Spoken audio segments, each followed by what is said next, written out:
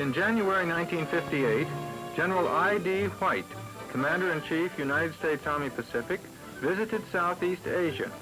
The purpose of the visit was to observe U.S. Army participation in the Military Assistance Advisory Program, particularly in the Philippines, Thailand, Cambodia, and Vietnam, and to make official calls on the commanders U.S. Naval Forces Marianas and Philippines, the commander 3rd U.S. Air Division Guam, and the British commanders in Singapore and Hong Kong.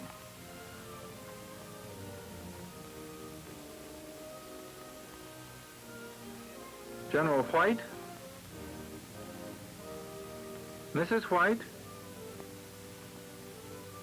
Major General Russell Vittrup, Deputy Chief of Staff for Plans and Operations, and Mrs. Vittrup,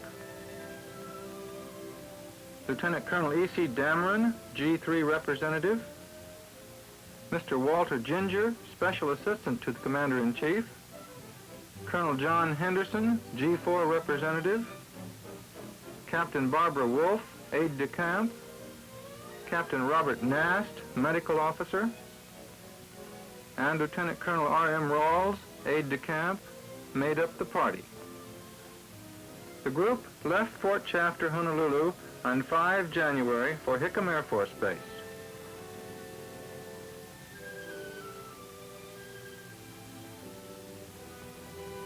At Plainside, they were met by Lieutenant General Robert Cannon, Deputy Commander-in-Chief, United States Army Pacific, and Brigadier General Edward McNally, Deputy Chief of Staff for Administration. General White greets the air crew of the Pacific Air Force's Special Mission Constellation, commanded by Major George Martin. Mrs. White says hello to the air crew before boarding. The trip is underway.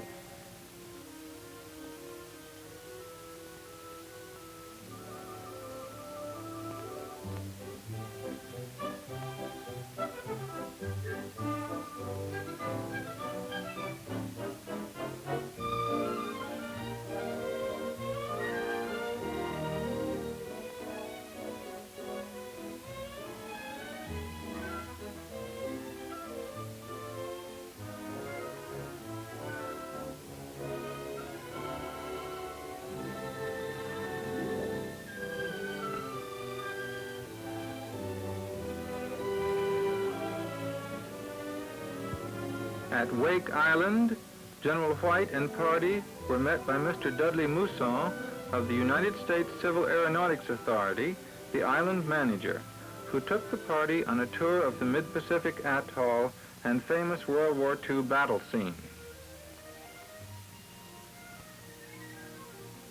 Major Martin, aircraft commander, confers with his navigator, Lieutenant Bergdorf, and his co-pilot, Major Lamb.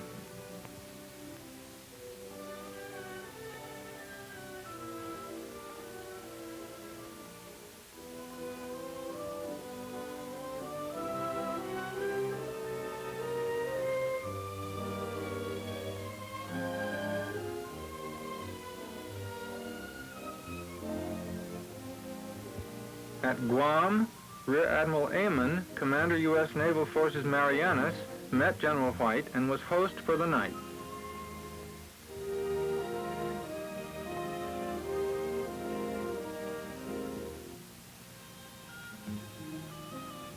Agana Naval Air Station is an important U.S. Navy communications and refueling base for aircraft.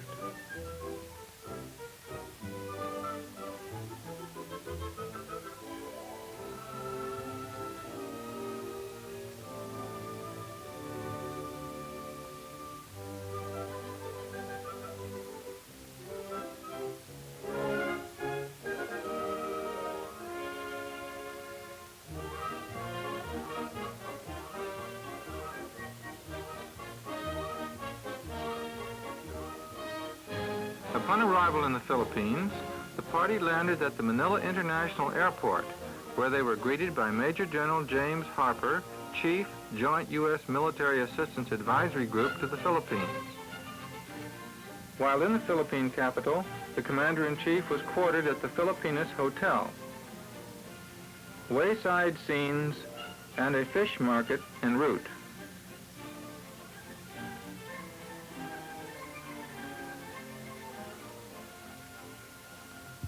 Manilla Harbor has been completely cleared of bombed shipping and underwater hazards left from World War II.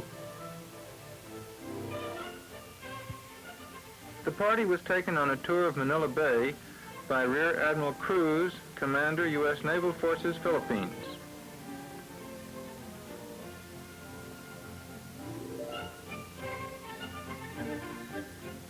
Sangley Point Naval Air Station.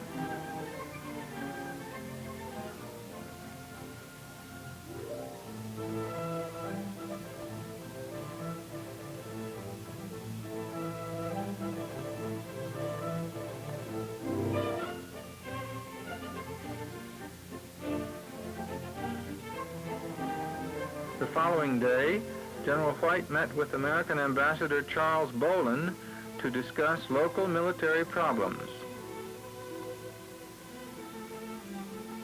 Later, he proceeded to the headquarters, Joint U.S. Military Assistance Advisory Group to the Philippines, and met with General Harper. Then he made an official call on Lieutenant General Arellano, Chief of Staff, Armed Forces of the Philippines, where he was accorded an honor guard.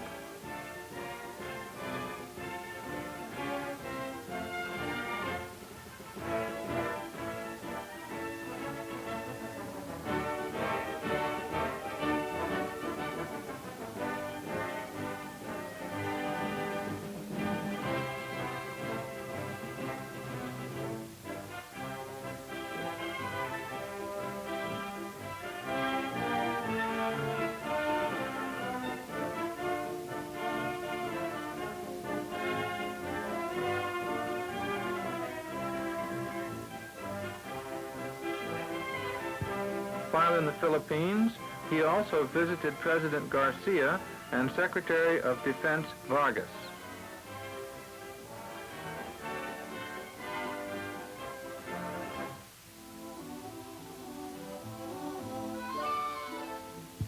Local scenes with the old and the new in sharp contrast.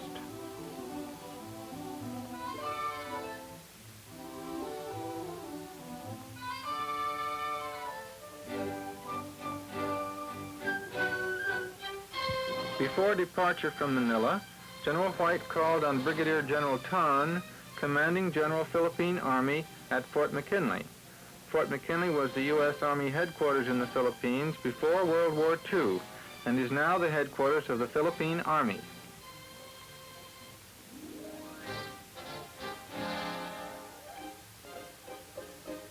The party proceeded to Camp John Hay Baguio in the U.S. Embassy C-47 airplane, and upon arrival was met by their host, Major General Ackerman, Commander, 13th Air Force. Baguio is about 100 air miles north of Manila on the island of Luzon, at an altitude of 4,000 feet in beautiful surrounding mountains.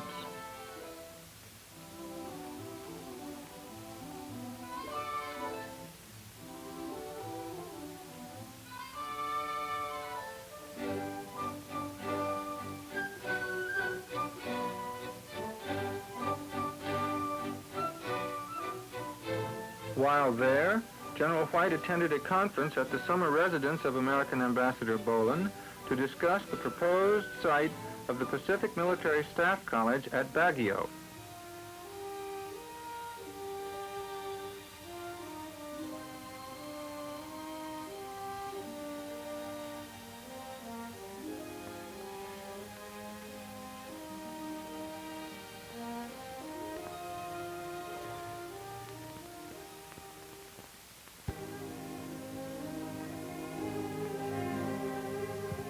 Before departure for Singapore from Clark Air Force Base, the Commander-in-Chief was given an honor guard by the U.S. Army Communication and Administration Network Station at Clark.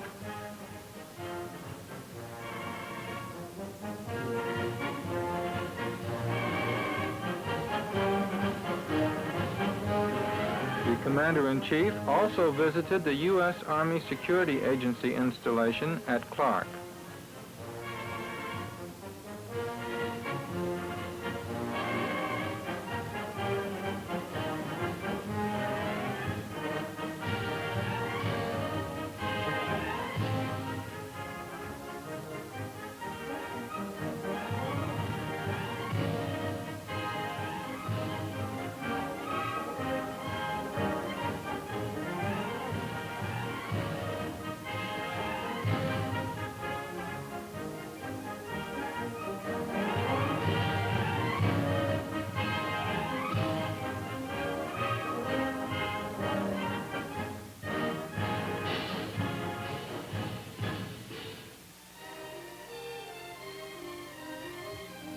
The flight path from the Philippines to Singapore took the aircraft over the island of Corregidor, famous during World War II as a bastion of last resistance under the command of General Jonathan Wainwright.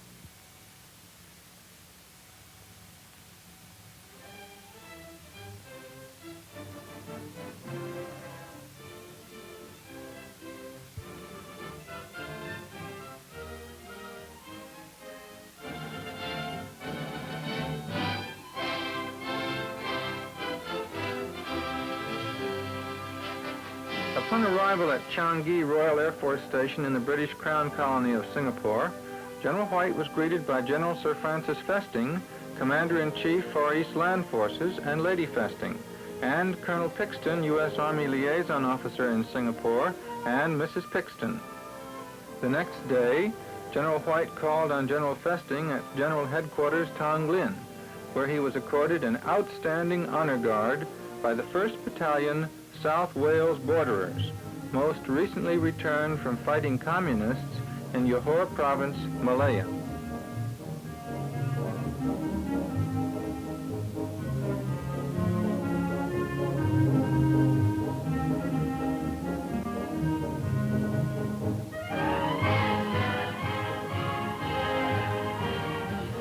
The band accompanies the battalion in war and peace.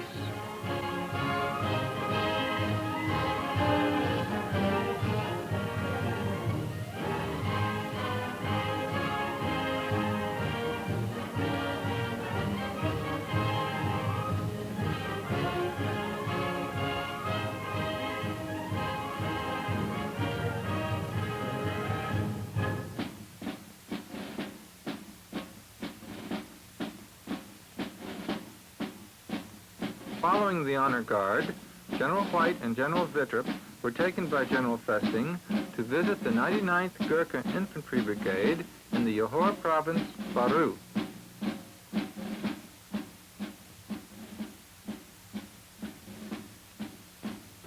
While in Singapore, General and Mrs. White were house guests of American Consul General Avery Peterson.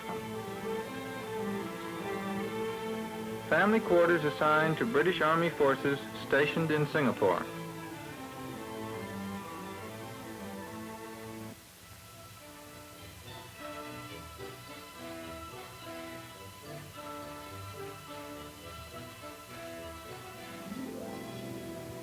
Tiger Baumgarten in South Singapore occupies 4 acres and is a great attraction to world travelers. Much effort has gone into this project, some of the life-size figures having been carved from wood, while others are cast of plaster.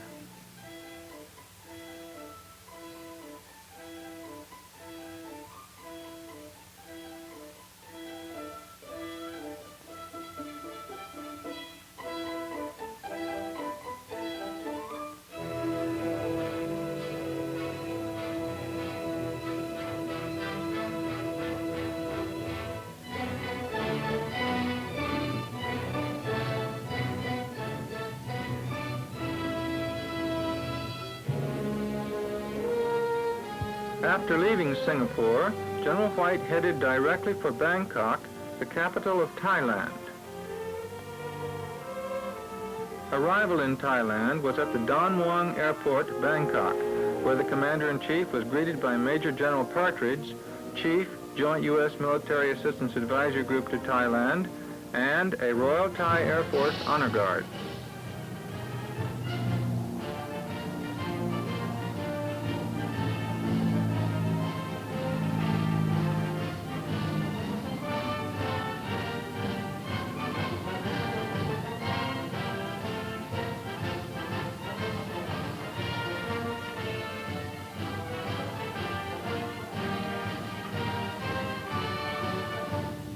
Quarters for the party were at the Royal Thai Government Guest House.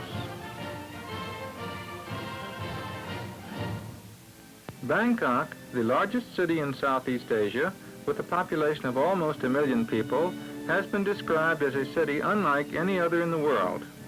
To the tourist, it is a city of vivid contrasts, where one can view the life of centuries past, unaltered, yet enjoy modern facilities at the same time.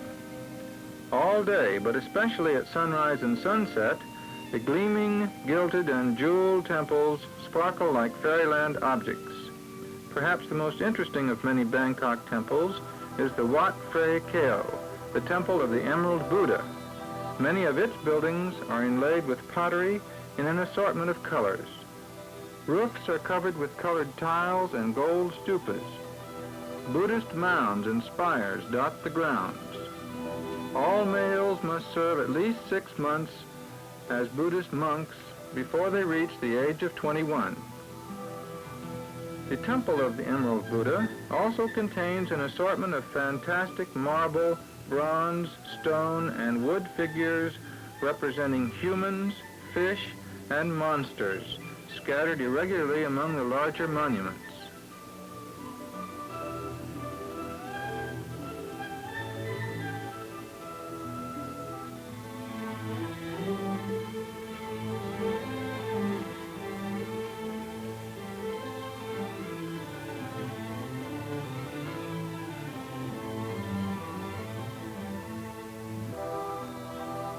Multicolored gate guardians at the base of the Temple of Dawn.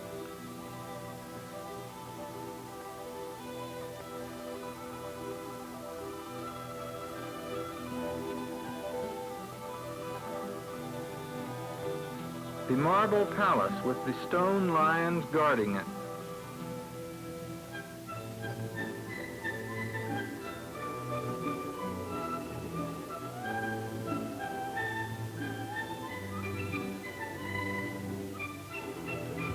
These awesome guardians no doubt filled the ancient Siamese with fear and dread.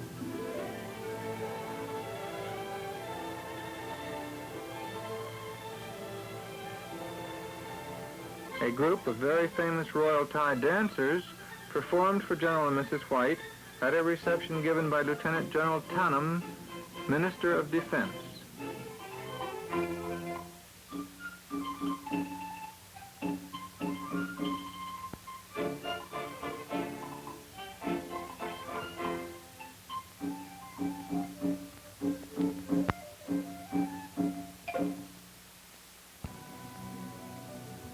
The big gold Buddha, called Luang Pateo, can be seen from any point in Bangkok.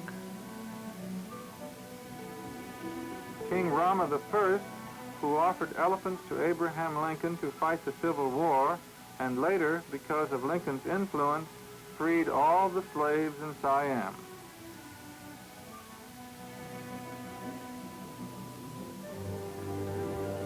The famous royal barges are only launched once every 10 years.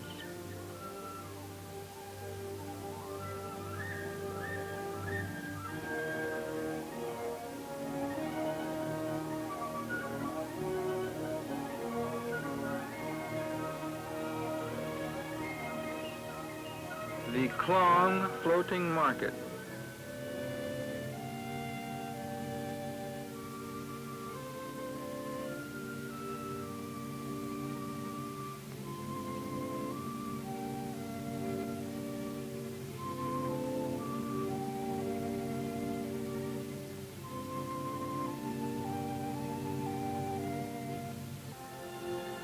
General and Mrs. White and General and Mrs. Vittrup leave the guest house for a royal audience with His Majesty, the King of Thailand.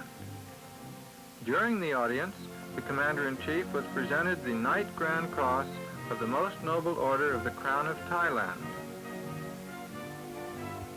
Later, General White went to the Army Conference Hall, where he presented the Army Forces Far East 8th U.S. Army bronze plaque to Lieutenant General Kruan, Chief of Staff, Royal Thai Army, for services of the Royal Thai Infantry Company in Korea during the period April 1955, June 1956.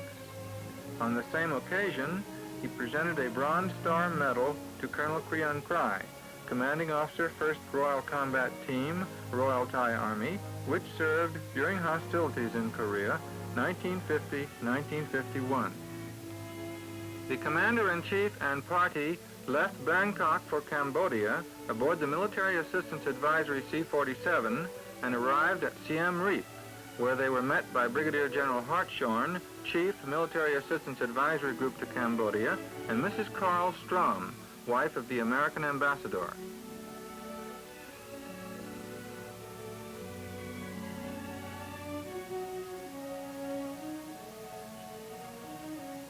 Following luncheon at the Grand Hotel, Mrs. White and the ladies were invited to go for an elephant ride.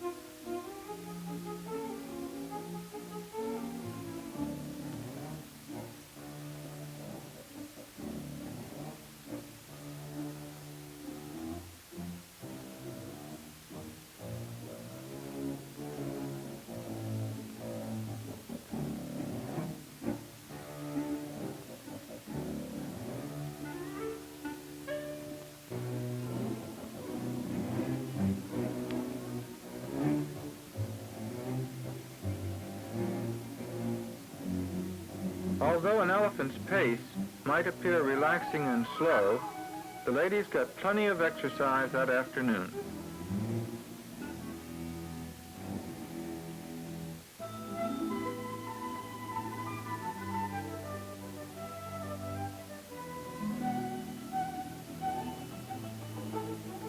The ancient ruins of Angkor Wat, dug from the silt of the ages 60 years ago by French archaeologists, were the next point of interest visited that afternoon.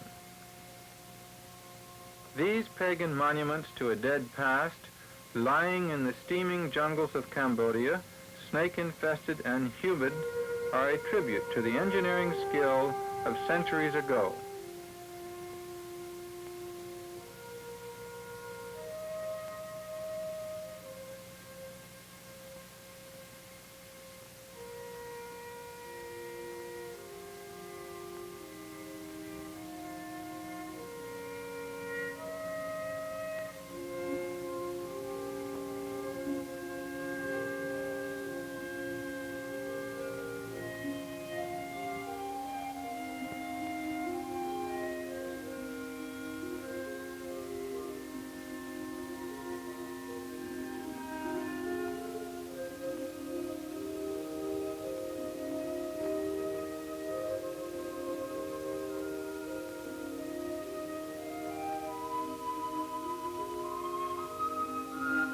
The high priest's sacrificial altar dominates 10 acres of restored history.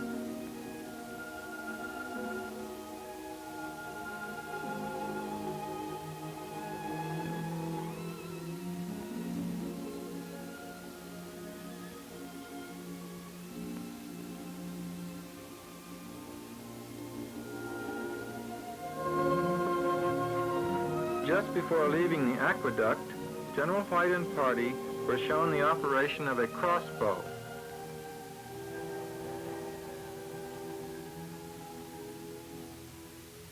Mr. Cutter, consular officer for the American Ambassador, served as guide for the afternoon.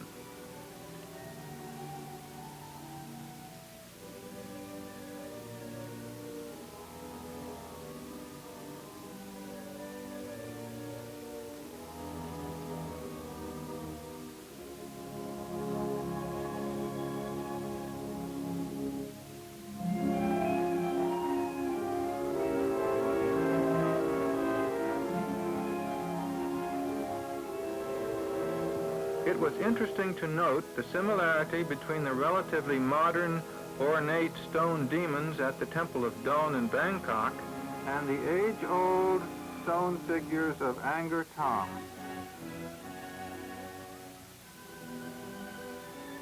Arrival at Ponchatong Airport, Phnom Penh, the capital of Cambodia, later that afternoon, Ambassador Strom met the party. The next day, General White called on the Chief of Staff, Cambodian Army, General Lon Nol.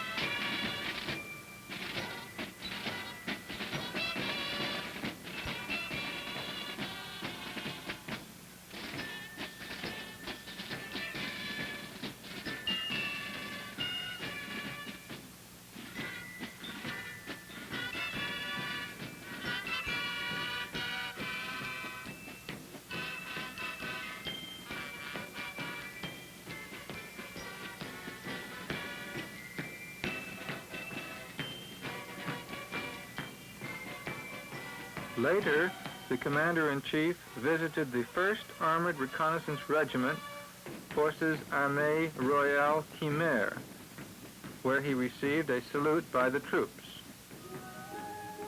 Local color.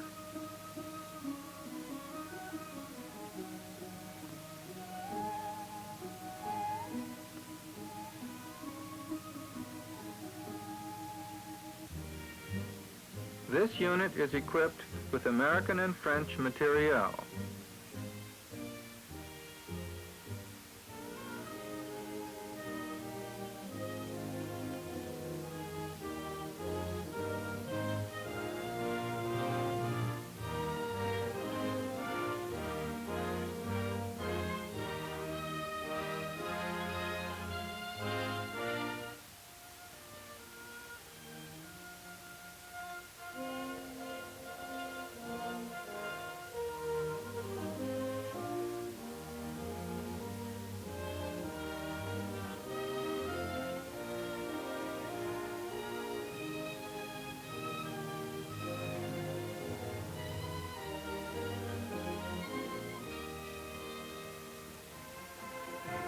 The First Armored Reconnaissance Regiment bids adieu to the party as they leave the camp.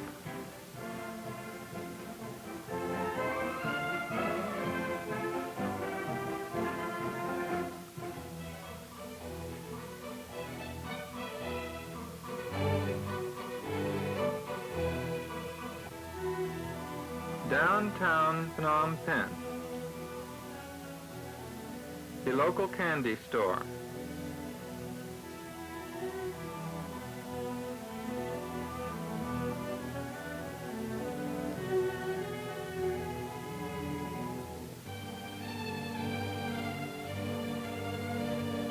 Headquarters of General Hartshorn, Chief, U.S. Military Assistance Advisory Group to Cambodia.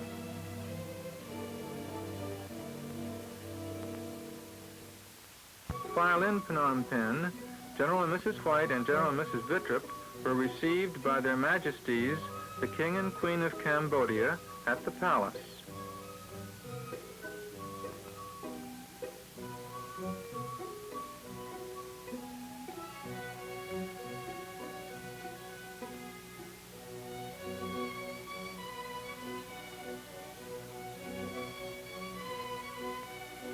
Upon departure from Pachintong Airport, an honor guard was provided by the First Armored Reconnaissance Regiment.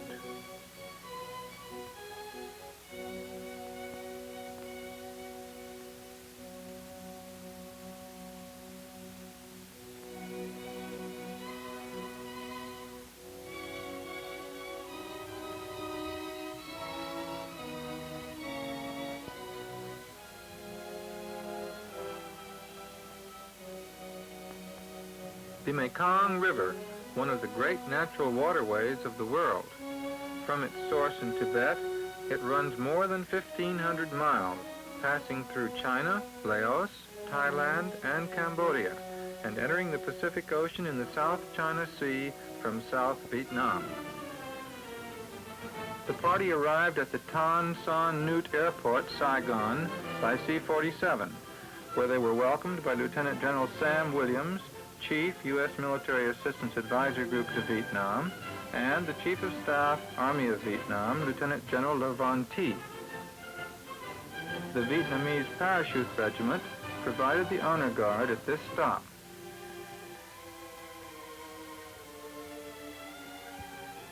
Headquarters, U.S. Military Assistance Advisory Group to Vietnam.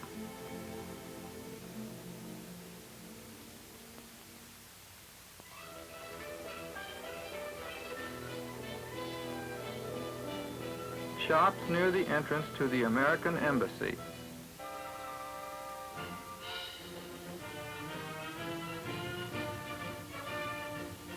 The next day, General White called on American Ambassador Durbrow and the Chief of Staff, Army of Vietnam, Lieutenant General Le Van Thi. The Vietnamese Army is equipped with American and French materiel.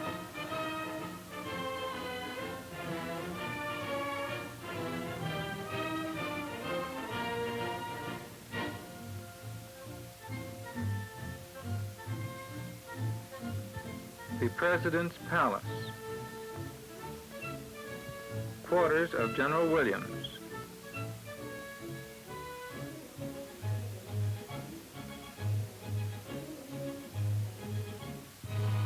General White and General Wittrup visit the Quang Trung Training Center. An honor guard was furnished by the troops being trained at the center.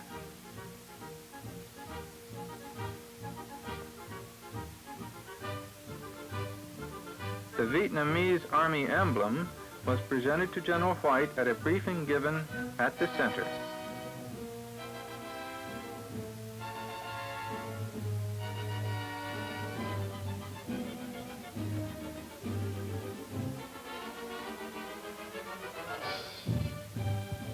Instruction in the art of self-defense in close combat using the rifle.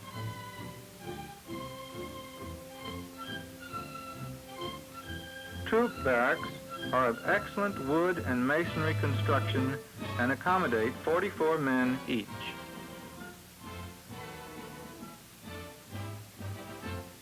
The Vietnamese Army insignia.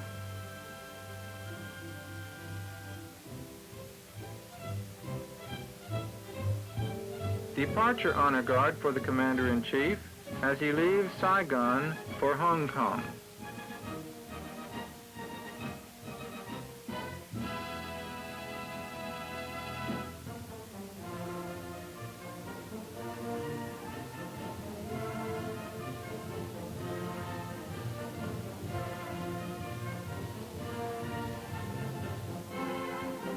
Major Martin skillfully landed the big Constellation at the famous International Kai-Tak Airport, Kowloon, gateway to the last free land on the vast continent containing Red China.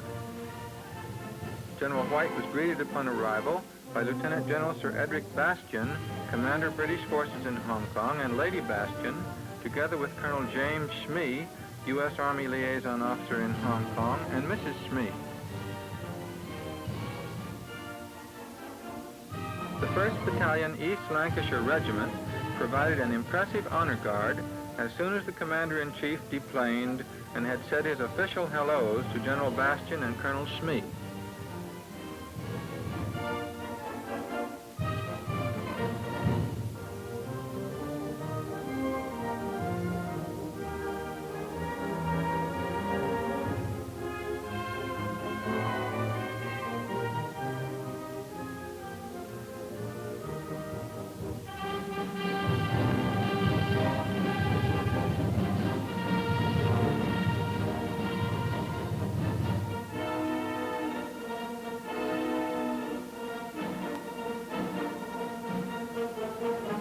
The next day, General White visited British Army headquarters in Hong Kong, where he was briefed on the local military situation.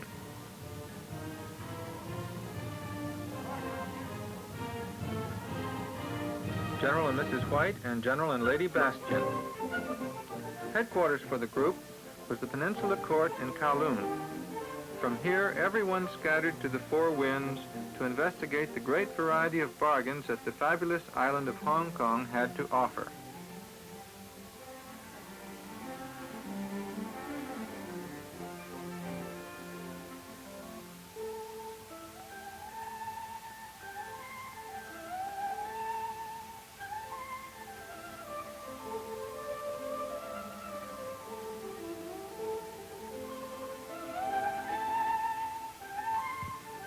The Star Ferry was the easiest way to travel between Kowloon and Hong Kong. Ferries left every 10 minutes. Price was 10 cents per person. Time from Kowloon to Hong Kong was 10 minutes.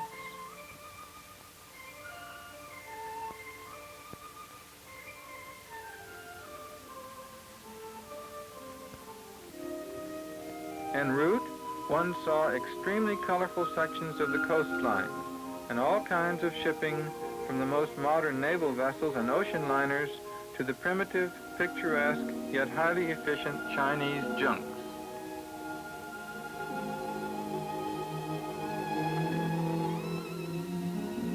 Thousands of Chinese refugees live in poverty but enjoy freedom in Hong Kong.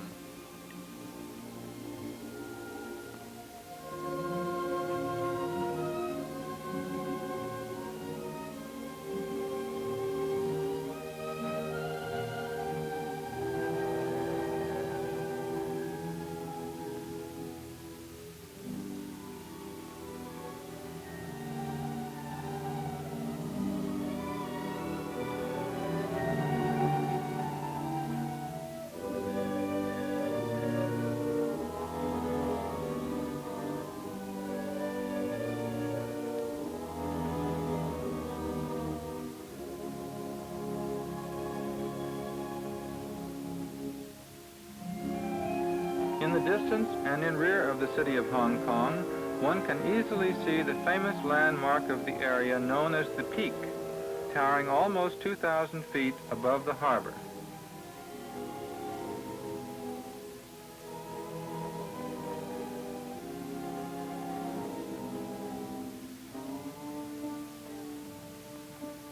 Many shops are available to visit.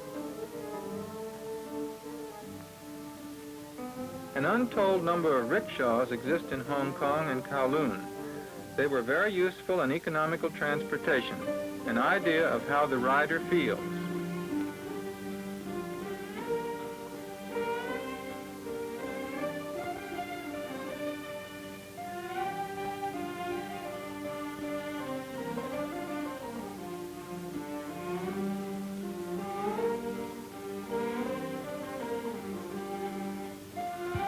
There are some wide streets, but most streets are narrow. Some streets are not passable with automobiles, such as Cat Street.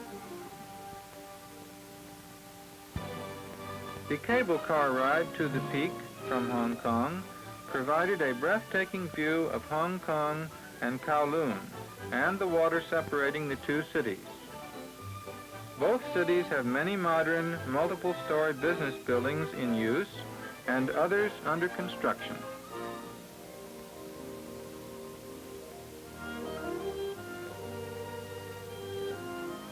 A view of Hong Kong and Kowloon from the Peak. One of the magnificent family homes on the Peak.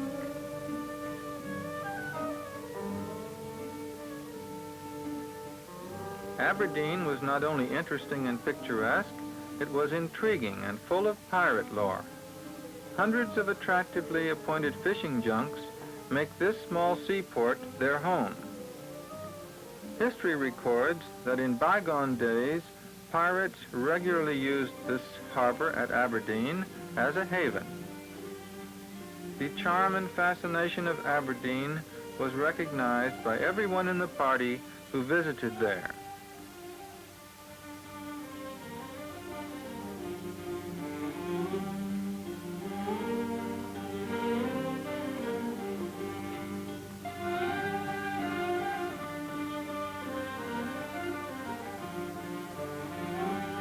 In addition, several floating restaurants within easy rowing distance from the center of town draw gourmets from the world over.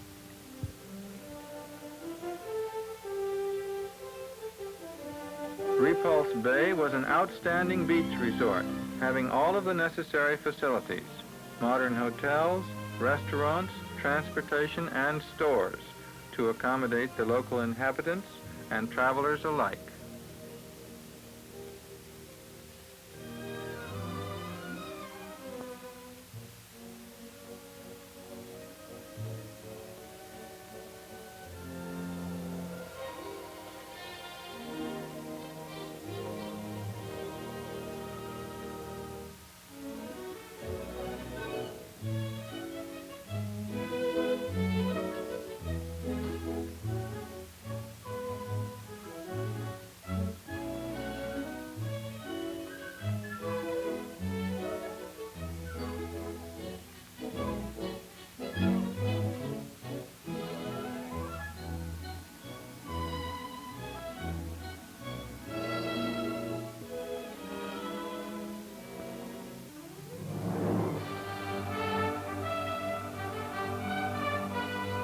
Returning to Hawaii from Hong Kong, the Commander-in-Chief stopped overnight at Andersen Air Force Base, Guam, where he was hosted by Major General Schott, Commander, 3rd U.S. Air Division.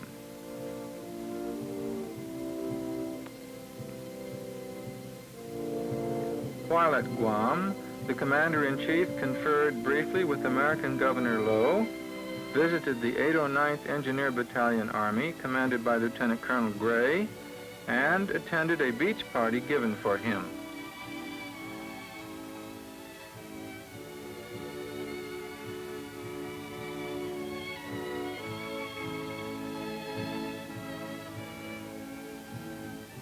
On the morning of 23 January, The unmistakable landmark on Oahu known as Diamond Head Crater came into view, and with it, the always beautiful and glamorous Waikiki Beach and waterfront. As the Constellation aircraft let down for Hickam Air Force Base and home, the Commander-in-Chief and all members of the group saw the places that were easily recognized.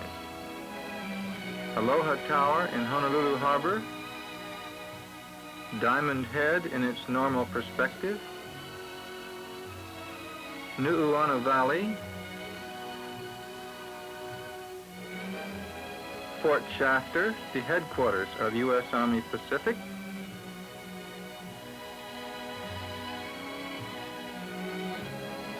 Tripler Army Hospital,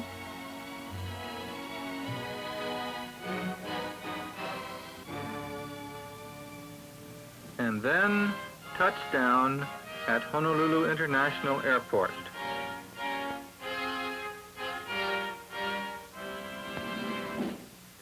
During final taxi-in from Honolulu International Airport to the Hickam Air Force Base terminal, the statistics of the trip were reviewed and announced. Between 5 January and 23 January 1958, 8 major stops, 15,000 air miles covered, 62 hours of flying time recorded, many new friends made and acquaintances with old friends renewed. Final result, the missions of the trip had been accomplished.